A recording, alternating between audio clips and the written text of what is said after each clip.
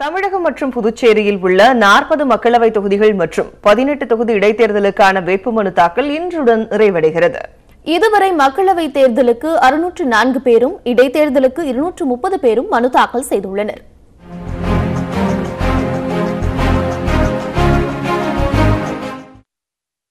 தமிழகம் மற்றும் புதுச்சேரியில் உள்ள 40 நாடாளுமன்ற தொகுதிகளுக்கு ஏப்ரல் 18ஆம் தேதி தேர்தல் நடைபெறுகிறது. அதே நாளில் தமிழகத்தில் காலியாக உள்ள 18 சட்டசபை தொகுதிகளுக்கும் இடைத்தேர்தல் நடைபெறுகிறது. இதையொட்டி கடந்த 19ஆம் தேதி வேட்புமனு தாக்கல் தொடங்கியது. சனி ஞாயிறு விடுமுறை தவிர்த்து மற்ற 5 நாட்கள் வேட்புமனு தாக்கல் நடைபெற்றது. நேற்று ஒரே நாளில் மட்டும் 400க்கும் மேற்பட்டோர் வேட்புமனுக்களை தாக்கல் செய்தனர்.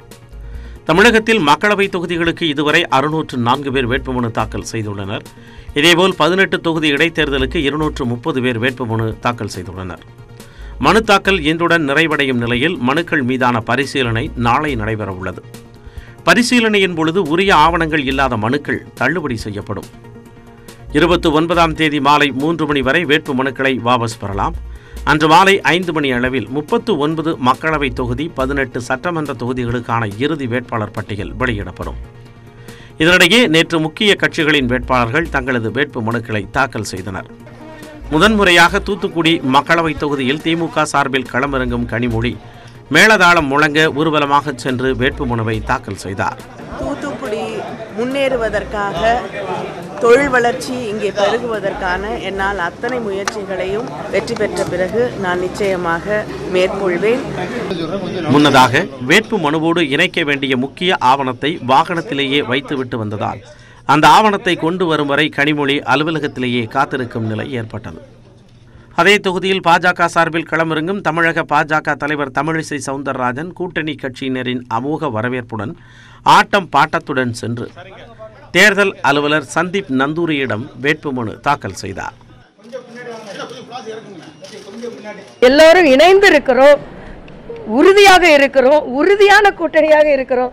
கவலையே படாதுங்க, உதிரி கூட்டணி அல்ல, இது உறுதி கூட்டணி என்பதை தெரிவித்துக் கொள்கிறேன். ஈரோட்டில் மதிமுக வேட்பாளர் கணேசமூர்த்தி வேட்புமனு தாக்கல் செய்ய சென்றபோது அவருக்கு ஒதுக்கப்பட்ட நேரத்தில் சுயேட்சை வேட்பாளரை அழைத்ததால் ஆத்திரமடைந்தனர். இதனால் ஆட்சியர் அலுவலகம் முன்பு அமர்ந்து கணேசமூர்த்தி தர்ணாவில் ஈடுபட்டார்.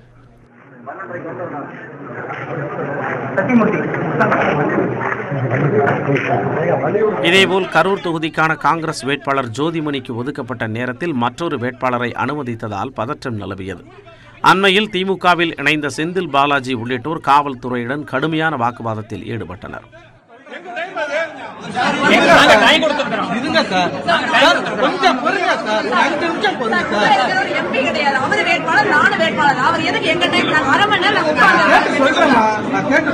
தென் சென்னை தொகுதியில் களம் காணும் திமுக வேட்பாளர் தமிழச்சி தங்கப்பாண்டியன் அடையாறில் உள்ள தெற்கு வட்டார துணை ஆணையர் அலுவலகத்தில் தமது வேட்புமனுவை தாக்கல் செய்தார். தென் சென்னையிலே 30 ஆண்டுகளுக்கு பின்பாக நீங்கள் என்னை தேர்ந்தெடுத்தால் ஒரு பெண் பாராளுமன்ற உறுப்பினரை தேர்ந்தெடுத்த மகிழ்ச்சியும் பெருமையும் உங்களுக்கு உண்டாகும். பெண்கள் குறித்த மிக முக்கியமான அவர்களுடைய கவலை இருப்பு, அவர்களுக்கான பிரச்சனைகளில் கூடுதல் கவனம் செலுத்தி ஒரு பாராளுமன்ற உறுப்பினராக தென் சென்னை தொகுதி மக்கள், இது ஒரு பாரம்பரியமிக்க தொகுதி.